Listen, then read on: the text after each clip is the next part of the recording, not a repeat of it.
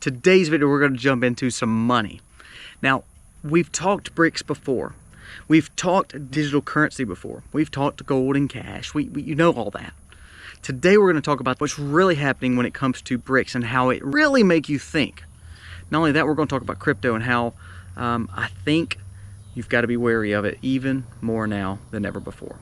Let's jump into these two topics when it comes to your money, and then again, how I'm choosing to purchase this week and what I'm using my money for when it comes to cash. Let's jump into it. Today's video starts right now. Darling, can I tell you what's been on my mind? Sick and tired of the 9 to 5 in the city light. Hey guys, welcome to The Max. Thank you so much for being here today. If you're new to our channel, go down here, press subscribe, ring the bell, give us a thumbs up. I don't like thumbs down, but I'm okay if you give it to me. Just tell me why you gave it a thumbs down and why you don't believe what I believe. Now, I may hurt your feelings today about crypto and about BRICS, but we're going to discuss it. This is just my opinion, but I believe we should be thinking through it. And that way we can make sure we're making wise decisions when it comes to our cash and our money. We work hard for it, not for inflation to take it away or taxes to take it away. Let's jump into the video. The BRICS nations met this last week, and their main objective is de-dollarization, meaning using a different currency than the one we're using with our US dollar. Well, the US dollar was so strong because, again, America was so strong, the economy of America was so strong, and also the big elephant in the room is it was part of the petrodollar. It was the way people had to buy fuel from Saudi Arabia. It was a value because everybody in the world that needed to make commodity buys or petroleum buys or any kind of trade going on tended to use the dollar. More and more, the debt that we pile on, the more and more we try to bully and make enemies around the world, we're starting to see BRICS get even stronger. Now, we had relations with Russia and China before. It's also including India, Brazil, and South Africa. We understand that. But we've always had a trade partner with China and Russia. Adversarial, sure, for sure, but we've respected each other. With the war situation, the sanctions situation on Russia, that's kind of changed. Also, you're seeing these world powers, ones that tended to side with the West or side with us, moving towards the BRICS nations. And they're embracing it. India and China, you think about all the trade and all the importing that we do from those two countries. Also, again, with Russia's situation, they don't like us at all. So therefore, we are building enemies or an axis, West versus BRICS. But you know, here we are, we thought we still had it licked. Then we start seeing these South American countries join BRICS. Now we're starting to see more African countries join BRICS. Why? Because all the messes that we're making across the world, China is coming in and they're sweeping it up. When we leave Afghanistan, China came in. When we are not helping in Africa, China's coming in building infrastructure. Now, I'm not saying I like China's policy, but they know how to play the game. And as we're making enemies, like for instance, the sanctions on Russia, that made a lot of people mad. They said, you know what, if they can do it to Russia, they can do it to all of us. They can hurt all our economies by just trying to bully the situation. Now, nobody likes the Russia-Ukraine war, but it really wasn't our fight to step into, but we just tend to want to step into everything. So now we're making more enemies. One enemy that we've made is now the Middle East, Saudi Arabia, one of our biggest trade partners. Also, again, not the fact that we had the most wonderful relationship with them, but we did have a relationship and they helped us maintain the world currency with the petrodollar because of fuel. But if they're making deals now saying, you know what, I'll take yuan, I'll take rupees, I'll take rubles, I'll take other currency because America's chapped me off too. He's coming trying to beg for oil and they're trying to get this clean energy push and not utilize oil, and all the while they come to me begging for it. So we're going to slash prices, make shortages, make the price go up, and oh yeah, I'll take other payments for it. Therefore, de-dollarization will happen based on the fact that all these countries that are huge populations, huge economies, and actually like Russia, they've actually been pretty strong through this whole war situation, even after the sanctions, because people are now buying oil from them that wasn't before. All because of the policies that America has done. Well, America's already weak, again, because we keep spending money we don't have, giving money away that we don't have, trying to be a bully across the world, which is a bad policy. We knew BRICS was coming, but I don't think anyone saw the expansion of BRICS as big as it did. Just like the One Road policy or the Belt and Road Initiative through China, also with the war, I think that sped everything up to a point where they don't really need America to be in the midst of all their trade agreements. We once were once that power, we once had that authority, Now we don't. So we're gonna start seeing more trade policies, more initiatives happening, more agreements done without America at the table. Sleepy Joe and all his administration that's 185 years old are sitting in the White House crying about climate change. These countries are actually causing more harm to America based on some of the finances and the economy. Now, where do we put our money? We've talked about this before. We believe in having some cash. I have cash. I believe in cash.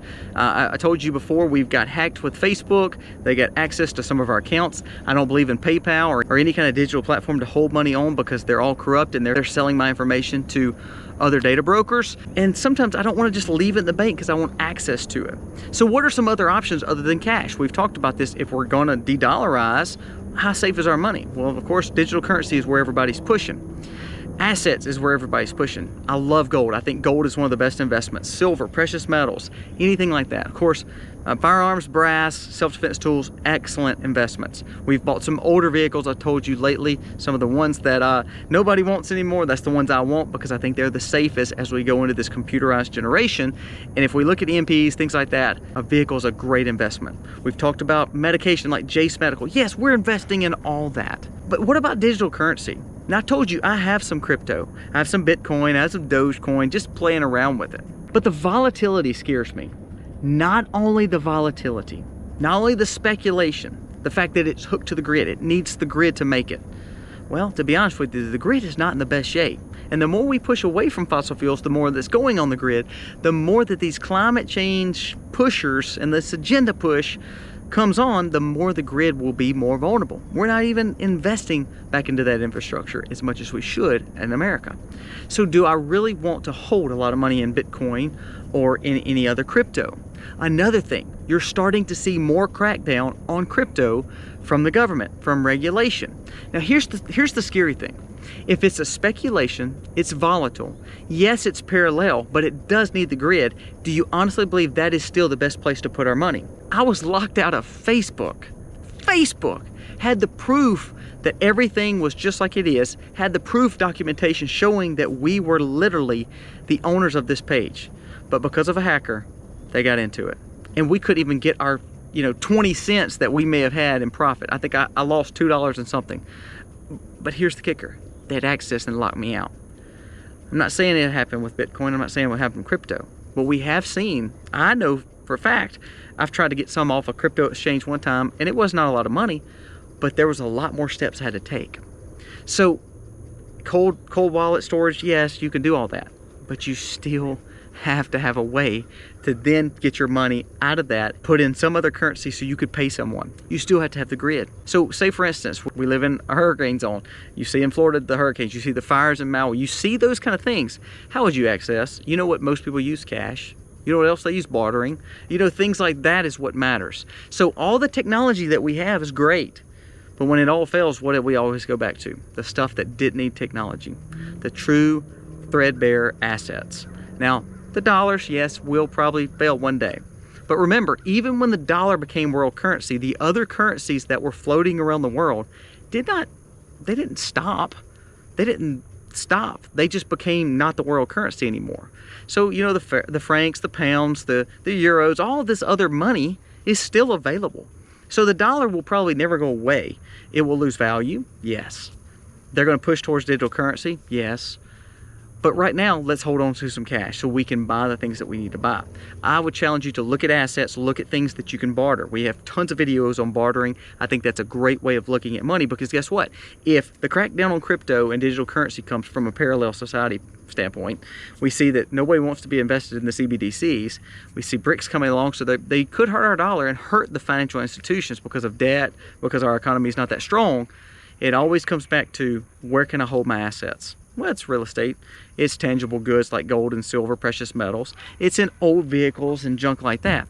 This home, all this stuff, my farm, that's what I want to invest in because that's how we can eat. That's how we can live. That's how we can be sustainable. Sometimes when we don't have the money, we have food. I'm gonna tell you another great investment that you need to be paying attention to.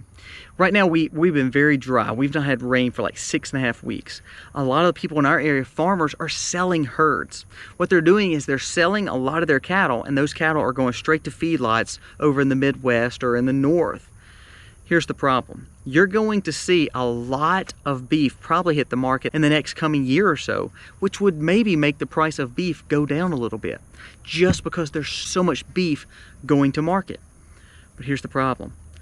Beef is one of those things that it takes a while to grow. If you want a steer to grow and it be ready for market, it not only takes the mama growing 2 years to be a heifer and a bred heifer to have a baby, then it takes another year or two to grow the steer up from market weight to then be able to process. So if we have an influx of beef and then we start eating through that stockpile, then all of a sudden, 3 or 4 years from now, we may be at very, very high prices when it comes to beef. Not only because a lot of people sold their herds and now they're having to build back up, but then you're starting to see agendas push against real meat and the farmers. Those subsidies may not be there. The government is not helping the farmer. So the more and more you're gonna see things like beef need to be invested in right now. If you can buy half cow or a whole cow and put it up in your freezer, that's a great investment. If you can learn to can beef tips and ground beef, that's a great investment. If you learn how to cure it, any way you can put up meat right now is a great investment, because in a few years, it may be very cheap in the next coming year. It really could drop in price. But in 2 or 3 years or 4 years, when you start seeing all that market get taken out and then you're needing new stock to grow up, well, all of a sudden we may not have steers ready for market. It may take a year or two to get those back up to market size. So that would be a great investment for you. So personally, be wary of crypto. Not because I don't believe in, not because I don't have any, but I do not put a lot of assets in crypto because I'm scared of the speculation. I'm scared of the fact it's time to grid, and I really don't know who's controlling it. We're supposed to be blockchain, supposed to be parallel society. Nobody has rights over it. I struggle believing that. I'm sorry. I'm just being honest with you. This is my opinion. Do I still have some Bitcoin and crypto? Absolutely, but not much. When it comes down to it, my value is in food, precious metals, old vehicles, real estate, my home, and investing in things that can tangibly be in my hands. I bought another Jace case just the other day, means antibiotics, emergency antibiotics, just for safety. I invested in some more solar panels. I mentioned that in another video. I'm adding to. I'm trying to grow what I've got. I'm fixing to buy another propane tank that's a 500-gallon propane tank. Now, I can't do that right now because I have to save up for it. But you get what I'm saying? I'm trying to invest in things that's going to benefit me here. I'm not worried about putting my money on the World Wide Web. I'm not worried about putting my money in the stock market and trying to get rich quick. That kind of stuff is kind of, you got to get past all that. Now we have to look at what can we do to take care of our families. BRICS nations is going to be a threat to our dollar. So now it may be wise to say, you know what, I had a lot of cash or I had a lot of money here. Why don't I find ways that I can spend that on assets? Not things that's going to depreciate, not on wasted money, not on just junk, but on stuff that could take care of my family. So give me your thoughts. Is it something that you should be thinking through? Should you be buying beef? Should you be buying precious metals? Should you be buying self-defense tools or brass, if you know what I mean? That's good investments. Anything that the government is pretty much pushing against may be good investments. The problem with crypto, they are pushing against crypto, but the problem is there's just a lot of things that you have to have, such as the grid. When we have a hurricane here, the last thing my gas station is going to say is, hey, can I see you send me crypto through your phone that has no signal to his personal terminal that has no power? Do you get what I'm saying? Sometimes it's not going to be as feasible as we would like it. Guys, pay attention to BRICS. Pay attention to some of the crypto regulation coming down. Pay attention to ways that you can barter and have assets, because I think we're going to go back to those times more than we actually going to move into technology.